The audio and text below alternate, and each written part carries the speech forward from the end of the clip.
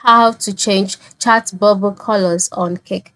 Hello everyone, welcome to another tutorial. In this video I'm going to show you how you can change chat bubble colors on cake. So you can change it easily. First of all, log in into your cake account just like I've done here, and then once you have logged in, move to the top right corner of the screen, click on your profile icon. Once you're on your profiles page, the next step is for you to scroll down until you can see chat settings and then click on that. On the chat settings page, you can see different options like save search, enter key send, chat bubble color. So select chat bubble color, and then you can see a variety of colors displayed. So just go ahead to select the colors that you prefer.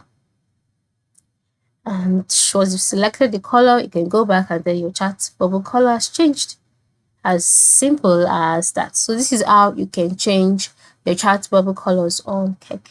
Thank you for watching and do have a great day.